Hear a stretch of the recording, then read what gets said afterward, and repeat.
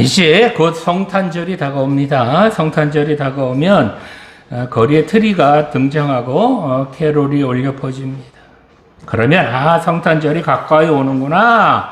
성탄절이 얼마 안 남았구나 라고 생각하게 됩니다.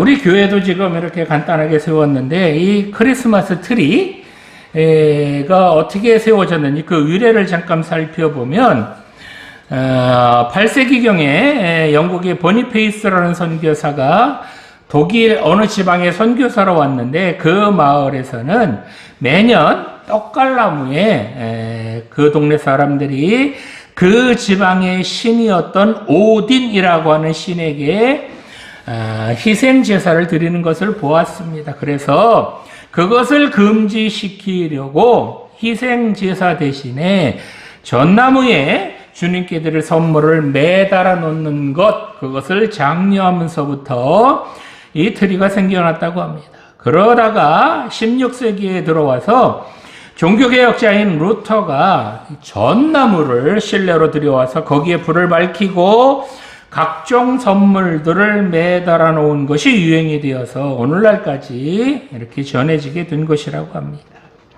그런데 이 크리스마스 트리에 꼭 매달아 놓아야 되는 것이 있다고 그러죠? 그건 뭐죠? 이거 제가 몇 번 말씀드렸죠?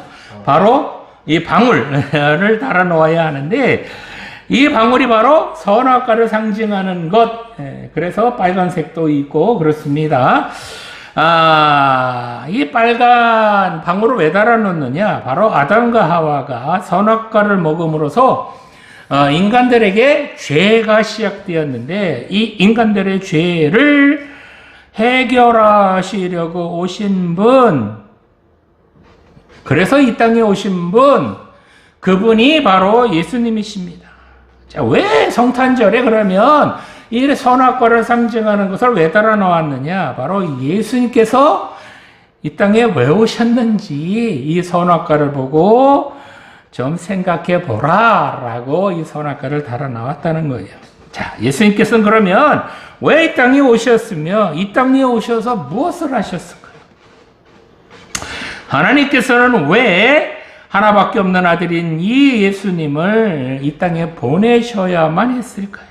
오늘 주신 본문을 깊이 생각해 보며 함께 은혜 나누기를 원합니다. 자, 첫 번째로 인간들은 하나님과 같이 되려고 한 그 죄를 범했다는 겁니다. 창세기 3장 5절 말씀 보겠습니다. 너희가 그것을 먹는 날에는 너희 눈이 밝아져 하나님과 같이 되어 선악을 할 줄 하나님이 아심이니라. 아멘. 자, 하나님께서는 에덴 동산에서 아담과 하와를 만드셨습니다. 그리고 이 두 사람에게 한 가지만을 금하고 나머지는 다 허락하셨습니다. 딱 한 가지 하지 말라라고 금하신 것이 있는데 바로 선악을 알게 하는 나무의 열매는 먹지 말라라고 말씀하셨습니다. 이 선악을 알게 하는 나무의 열매를 먹으면 반드시 죽는다 라고 하나님께서 아주 단호하게 말씀하셨습니다. 그런데 뱀이라는 녀석이 이 하와를 유혹합니다. 뱀이 이 하와에게 뭐라고 유혹을 하죠? 성경 말씀 창세기 3장에 보면 하나님이 참으로 진짜로 너희에게 동산 모든 나무의 열매를 먹지 말라 하시더냐? 요렇게 유혹을 합니다. 뱀의 이 말은 하와가 하나님의 말씀에 대하여 확실한 믿음이 있는지 없는지를 판단해 보라. 즉 이렇게 하와를 시험하는 그런 말입니다. 유혹하는 말이죠. 이겁니다. 바로 네가 혹시 잘못 들은 거 아니냐? 혹 하나님께서 다르게 말씀하신 건 아니야? 다시 한번 생각해 봐 라고 하면서 하나님의 말씀에 대해서 의심하도록, 그래서 하나님의 말씀을 믿지 못하도록 그렇게 뱀이 유혹하고 있다는 겁니다. 하와는 선악을 알게 하는 나무 열매 먹지 말아라, 먹으면 진짜 죽는다 라는 이 말씀을 하나님께 직접 들었다라고 보기는 어려워요. 남편인 아담을 통해서 들은 것으로 보여집니다. 이렇게 하와는 하나님께 직접 그 말씀을 들은 것도 아닌데 뱀이 이렇게까지 말하니까 하나님의 말씀에 대해서 의심하지 않을 수 없게 되었다는 겁니다. 이렇게 하나님의 말씀을 의심하게 되자 하와가 어떻게 대답을 해요? 동산나무의 열매를 우리가 먹을 수 있으나 동산 중앙에 있는 나무의 열매는, 즉 이게 선악을 알게 하는 나무거든요. 하나님의 말씀에 너희는 먹지도 말고 만지지도 말라, 너희가 죽을까 하노라. 요렇게 대답을 합니다. 하나님이 뭐라고 그러셨다고요? 선악을 알게 하는 나무의 열매 먹지 말라, 네가 먹는 날에는 반드시 죽는다 라고 그렇게 말씀하셨습니다. 그런데 요렇게 하나님의 말씀을 의심하게 한 이 뱀은 이제 하와가 그 꼬임에 넘어가서 죽을까 하노라 요렇게 바꾼단 말이에요. 그렇게 되자 어떻게 돼요? 이제 자신의 거짓말, 야 니들이 그거 먹어도 안 죽어, 니들이 그거 먹는 날에는 뭐같이 된다, 하나님과 같이 된다 라고 이제 자기의 말을, 즉 자기의 거짓말을 믿도록 그렇게 유혹을 했다는 겁니다. 여기서 뱀이 너희가 그것을 먹는 날에는 이렇게 말하는데요. 이 말을 원어로 보면 여기에는 시간을 나타내는 접속사가 나와요. 그래서 먹는 바로 그때를 말합니다. 즉 뱀은 그 선악을 알게 하는 나무의 열매를 먹자마자 바로 그 효험이 나타난다라고 말하는 겁니다. 그러니 어떻게 하라는 거예요? 빨리 먹어보라, 따서 먹어봐라고 재촉을 하는 겁니다.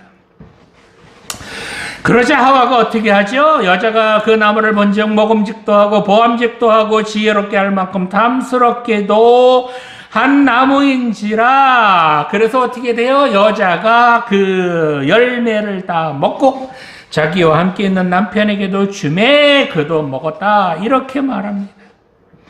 즉 하와가 뱀의 유혹하는 말에 즉각적으로 반응해서 선악을 알게 하는 나무의 열매를 따먹었다라는 것을 알 수 있다는 겁니다.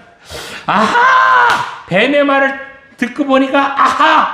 무릎을 탁 치면서 그 선악을 알게 하는 나무의 열매를 보니까 먹음직도 하고 보암직도 하고 지혜롭게 할 만큼 탐스럽기까지 했다는 겁니다. 그래서 손을 뻗어서 열매를 따먹고 남편에게도 주었다는 겁니다. 하와가 이렇게 뱀에게 넘어간 결정적인 말이 뭐죠? 바로 하나님과 같이 된다라는 말에 훌러덩 넘어간 겁니다. 자, 여기서 뱀의 말 중에서 무엇이 잘못된 거죠? 인간이 어떤 것을 먹거나 마신다고 해서 하나님과 같이 될 수 있나요? 요즘 보면 참 이단들 자기가 하나님이다, 자기가 예수님이다 라고 하는 그런 사람들이 많이 나타납니다. 2000년대 초반까지만 해도 우리나라에 자칭 예수가 32명이었었는데 요즘에는요 자칭 예수가 36명으로 늘어났다고 그래요. 참 우리나라 대단한 나라입니다. 자, 이렇게 자기가 뭐 특별한 거 봤다, 자기가 뭐 특별히 아는 거 있다, 자기만 할 수 있는 게 있다라고 한들 그 인간들이 하나님이 될 수 있던가요? 인간이 공부 많이 하고 돈이 많으면 하나님과 같이 될 수 있을까요? 인간은 하나님께서 지으신 피조물에 불과합니다. 아무리 특별한 건 먹어도 하나님같이 될 수 없고요. 아무리 똑똑해도요. 하나님 될 수 없습니다. 아무리 돈을 많이 가진 부자라고 해도 하나님은 될 수 없습니다. 그 어떤 방법으로도 인간은 하나님이 될 수 없습니다. 오늘 이 창세기 3장에 나오는 것처럼 인간이 선악을 알게 하는 나무의 열매를 먹는다고 한들 뱀의 말처럼 하나님과 같이 될 수는 없다는 겁니다. 이처럼 인간이 선악과를 먹어서 하나님과 같이 된다라는 말은 그야말로 새빨간 거짓말입니다. 이처럼 그 어떤 방법으로도 하나님이 될 수 없는 인간이, 그저 피조물에 불과한 인간이 하나님과 같이 되려고 하는 것, 이것을 바로 죄라고 합니다. 이렇게 아담과 하와가 하나님과 같이 되려는 욕심 때문에 그만 그 에덴 동산에서 쫓겨나게 되었습니다. 창세기 3장 24절 말씀을 보면 이같이 하나님이 그 사람을 쫓아내시고 에덴 동산 동쪽에 그룹들과 두루 도는 불칼을 두어 생명나무의 길을 지키게 하시니라 라고 말씀하셨습니다. 여기서 하나님이 그 사람을 쫓아내시고 라는 말씀에서 이 쫓아내다 라는 단어를 보면 쫓아내다는 뜻도 있지만 이혼하다라는 뜻도 있습니다. 하나님께서 이 말은 즉 하나님께서 죄를 범한 인간들과 이혼하셨다. 그런 인간들 쫓아내셨다라는 겁니다. 하나님께서는 죄와는 가까이 하실 수 없는 거룩하신 분이기 때문에 죄를 지은 인간과는 함께 하실 수가 없는 분이십니다. 이처럼 인간은 하나님과 같이 되려가는 죄를 지었기 때문에 그 죄의 대가를 치를 수밖에 없게 되었습니다. 죄를 지은 대가는 죽음이라고 하는 엄청난 값을 치러야 합니다. 반드시 죽는다라는 그 말씀대로 인간들은 죽어야 합니다. 여기에 그 어떤 누구도 예외일 수는 없다는 겁니다. 하나님께서 처음에 인간을 에덴 동산에서 만들어서 그 에덴 동산에 두셨을 때는 생명나무의 열매를 먹으면서 영원히 살 수 있었지만 이제는 에덴 동산에서 쫓겨나서 죄인인 몸으로 그렇게 살아가야 하는 인간들은 누구나 죽음을 맛보아야 합니다. 죄를 지은 대가로 그 모든 인간은 다 죽어야 한다는 겁니다. 이렇게 죄를 짓고 모두 다 죽어야 하는 이런 인간들을 하나님께서 그냥 두고 보셨을까요? 이렇게 하나님께서는 에덴 동산에서 죄를 지은 인간들을 쫓아내신 후에 그냥 방치하셨을까요? 하나님께서는 이 인간들을 어떻게 하셨을까요? 자, 두 번째로 하나님께서 선물로 보내주신 분, 그분이 바로 우리 예수님이시라는 겁니다. 에베소서 2장 8절 말씀 보겠습니다. 너희는 그 은혜에 의하여 믿음으로 말미암아 구원을 받았으니 이것은 너희에게서 난 것이 아니요 하나님의 선물이라. 아멘. 자, 하나님께서는 에덴 동산에서 쫓겨난 인간에게 죄를 용서받을 수 있는 방법을 마련해 주셨다는 겁니다. 바로 짐승을 잡아서 그 짐승을 대신 죽임으로써 그 죄를 용서해 주시는 것이었습니다. 그런데 인간은 이렇게 하나님께서 은혜로 주신 이런 방법을 어떻게 해요? 그저 짐승만 잡아 죽일 뿐 죄로 인하여 정작 죽어야 할 자신은 죽이지 않습니다. 오히려 더 기고만장합니다.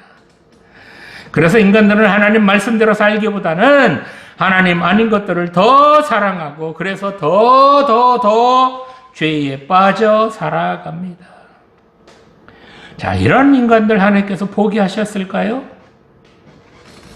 그렇지는 않다는 겁니다. 하나님께서는 하나밖에 없는 아들인 예수님을 이 땅에 보내주셨습니다. 예수님께서 이 땅에 오신 것은 바로 하나님을 버리고 죄에 빠진 그런 인간들을 구원해 주시려고 이 땅에 오셨다는 겁니다.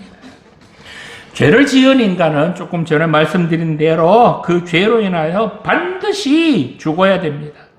이렇게 해야 죄값을 치르는 겁니다. 짐승을 대신 잡아 죽여서는 인간의 죄를 하나님께서 일시적으로 용서해 주시기는 하지만 인간의 그 죄된 품성까지는 사그리다 바꿀 수는 없습니다. 아니, 이렇게 짐승을 잡아 죽인들 그 사람이 변하던가요?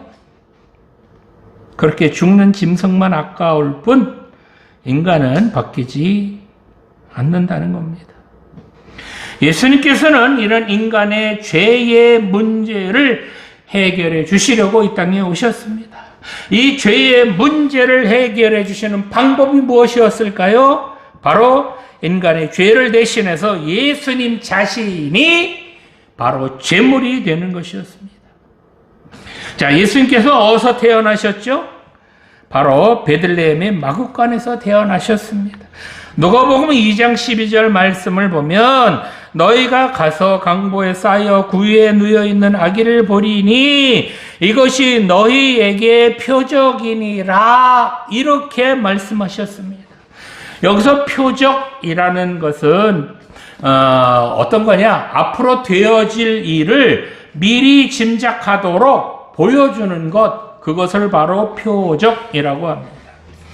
즉 예수님께서 앞으로 어떻게 되실지 미리 짐작하도록 그렇게 보여주시려고 마구간에서 태어나게 하셨다는 거예요.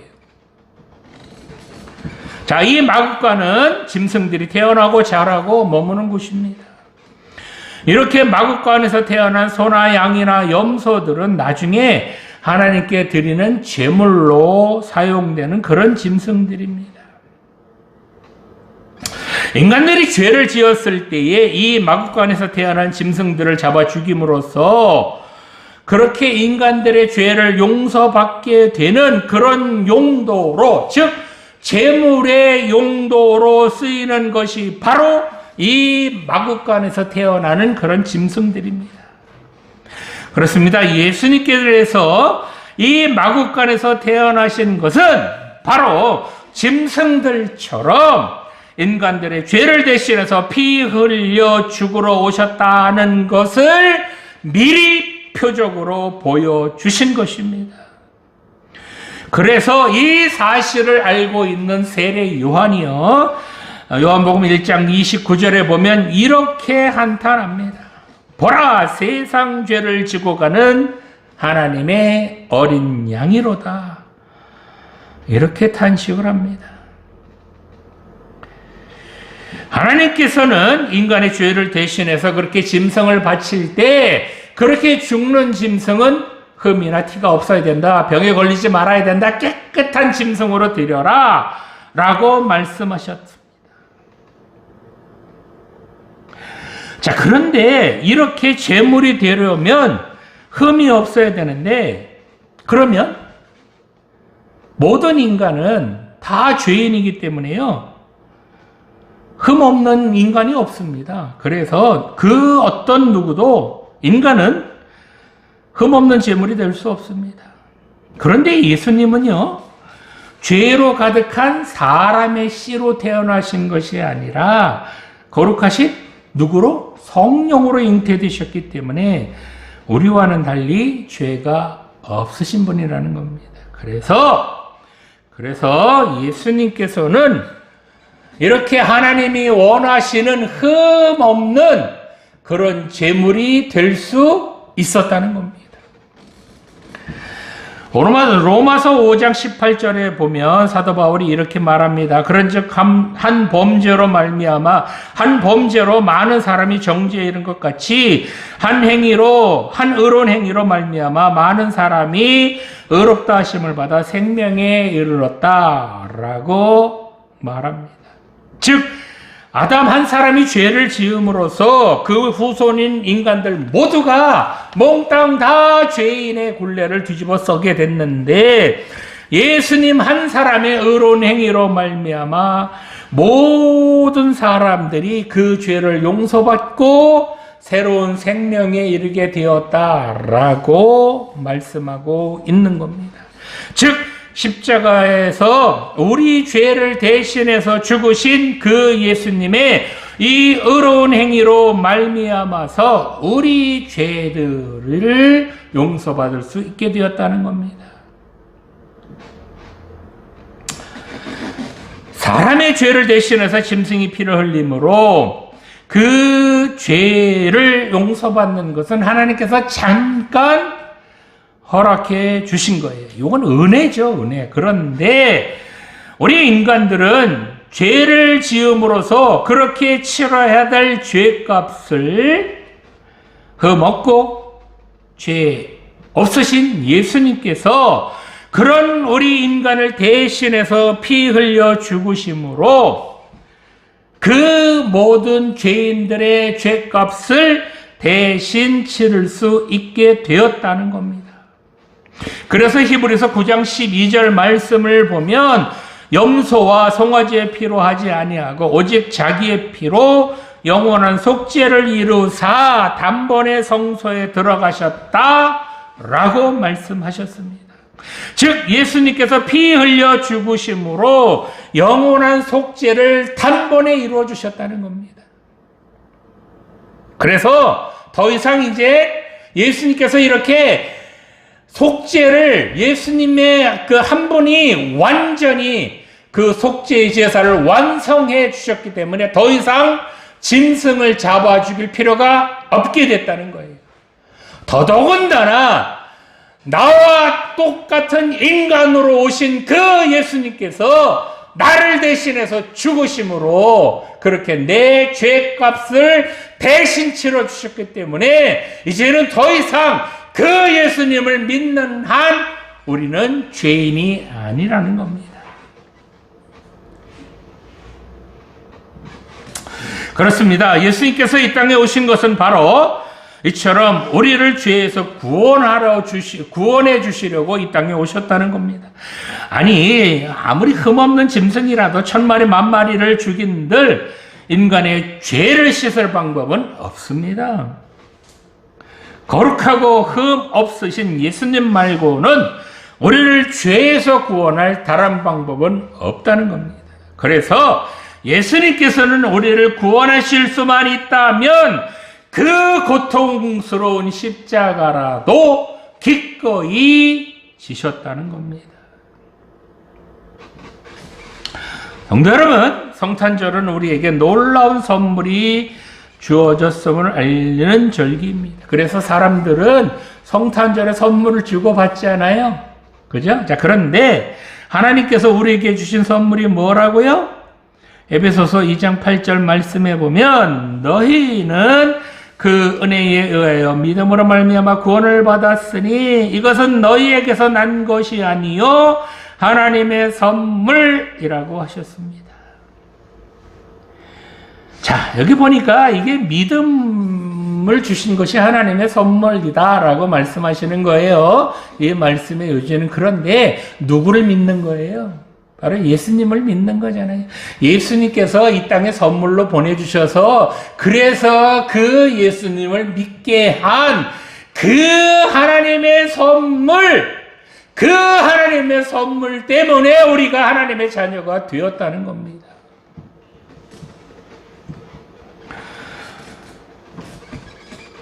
이렇게 하나님께서 이 땅에 선물로 보내주신 분, 그분이 바로 예수님이시라는 겁니다. 에베소서 2장 1절 말씀에 보면요. 그는 허물과 죄로 죽었던 너희를 살리셨도다. 이렇게 말씀합니다. 즉, 이렇게 하나님의 선물로 이 땅에 오신 예수님께서 허물과 죄로 죽었던 우리를 다시 살려주셨다는 겁니다.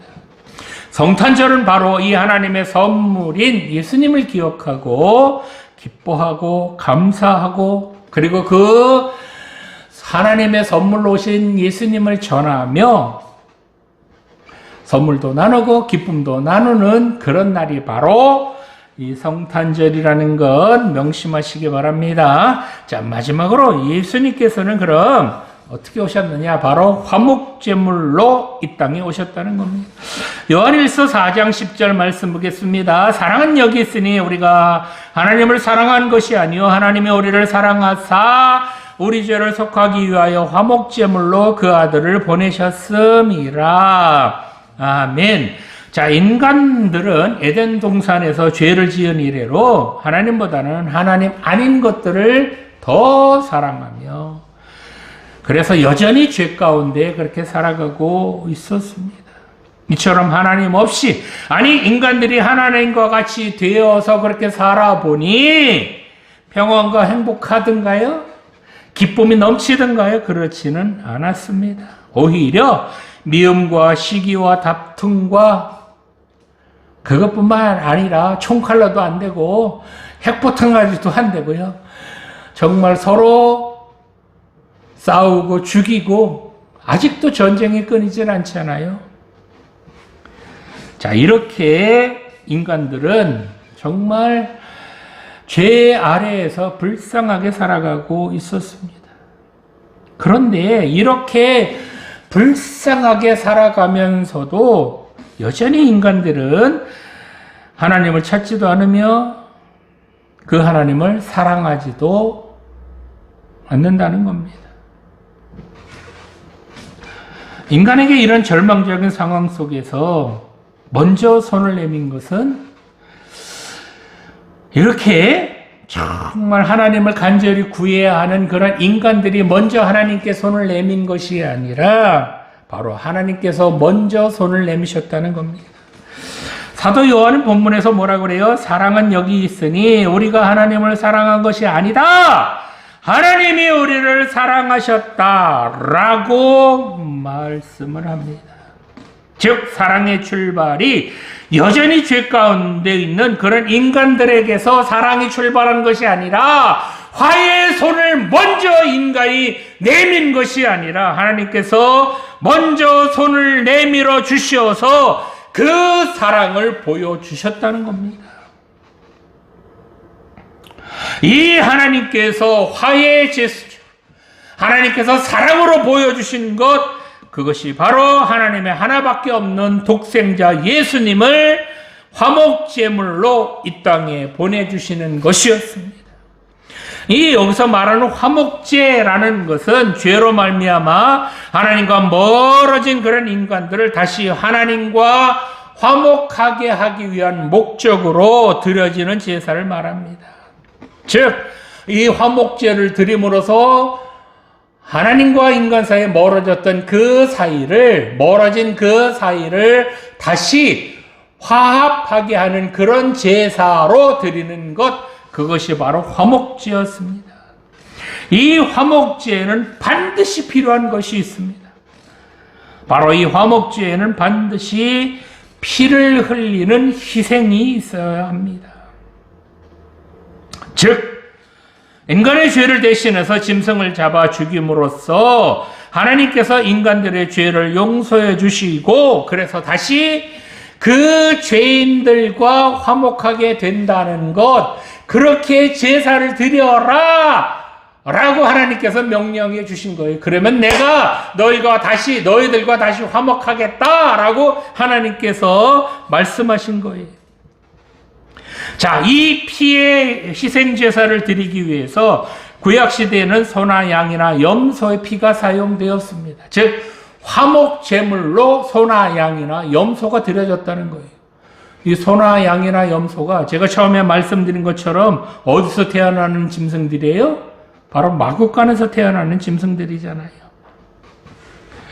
자, 그런데 이런 제사는 죄를 지을 때마다, 인간이 죄를 지을 때마다 끊임없이 드려야 되는 것으로 완전하고도 영원한 제사가 드려지기 전까지, 즉 단번에 그렇게 드리는 깨끗한 제사, 더 이상 다시는 제사 드릴 필요가 없는 그런 제물로 드려지는 그런 제사를 드리기 전까지는 끊임없이 드리는 그런 제사라는 거예요.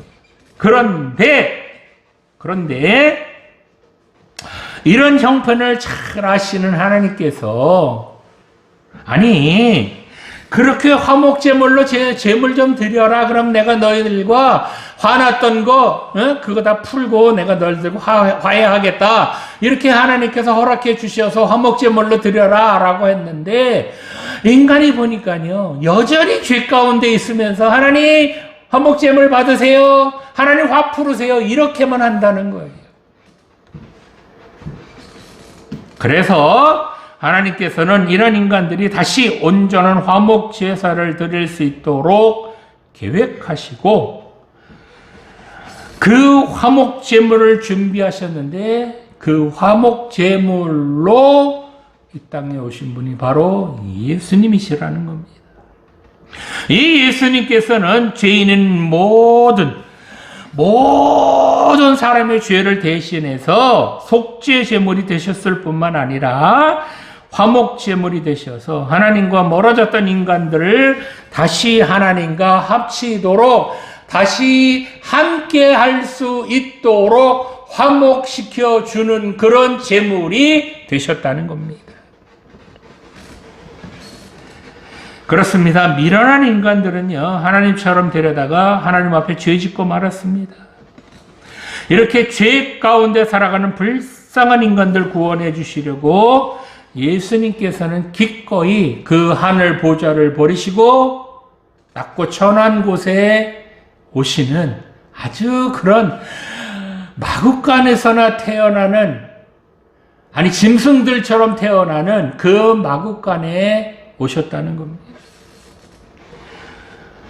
자, 이렇게 예수님께서 인간이 되셨는데, 인간이 되려면,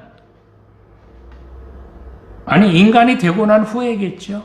인간이 되면 반드시 치러야 되는 것이 있습니다. 인간이 되고 나면 꼭 치러야 되는 것이 뭐죠? 바로 인간이라면 누구라도 반드시 죽어야 됩니다. 왜요?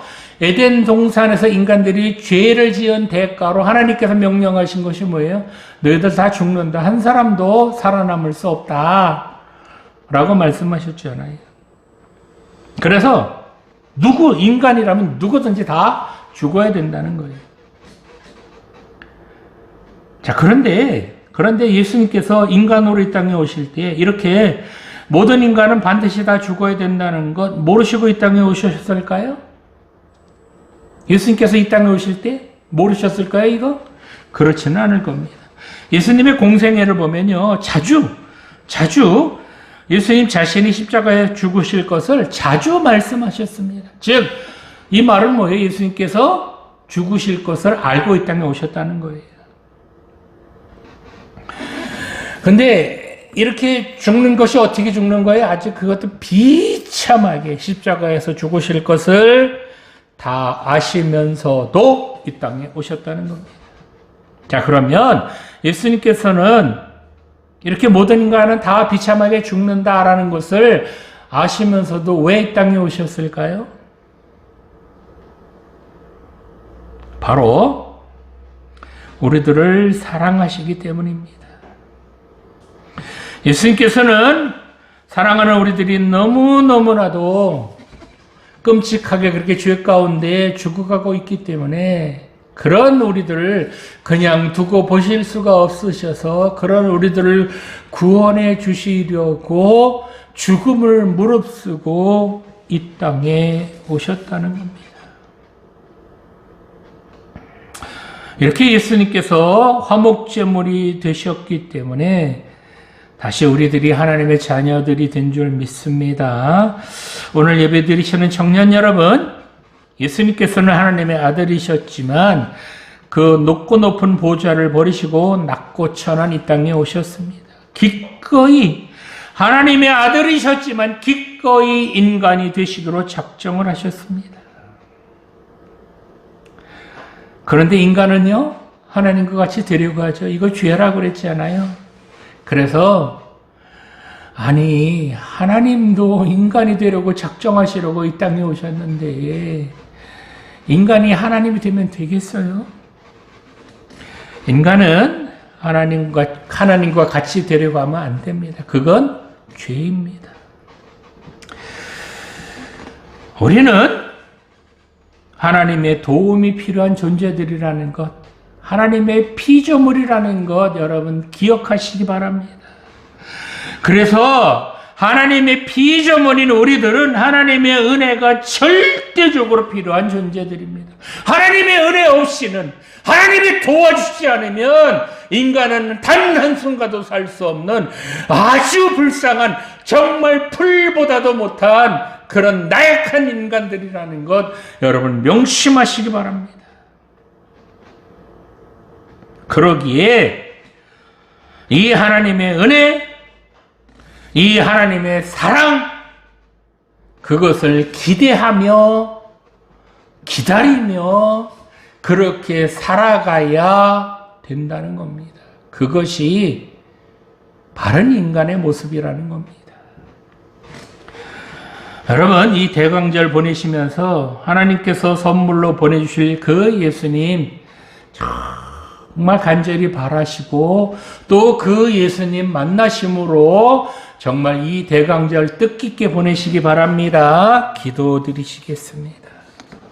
지금도 살아계신 하나님 아버지, 우리는 너나 할 것 없이 죄인이라는 것 명심하게 하여 주시옵소서. 하나님과 같이 되려고 하지 말고 하나님 닮아가는 그런 삶 살아가게 하여 주시옵소서. 하나님께서 보내주신 선물인 예수님을 구원자로 믿게 하여 주시옵소서. 또한 하나님께서 먼저 손을 내밀어 우리를 사랑해 주셨다 라는 사실을 늘 기억하며 이 하나님의 뜨거운 사랑을 마음속 깊이 간직하며 이 받은 사랑 이웃에게도 나누며 살아가게 하여 주시옵소서. 감사드리며 예수님 이름으로 기도드립니다. 아멘.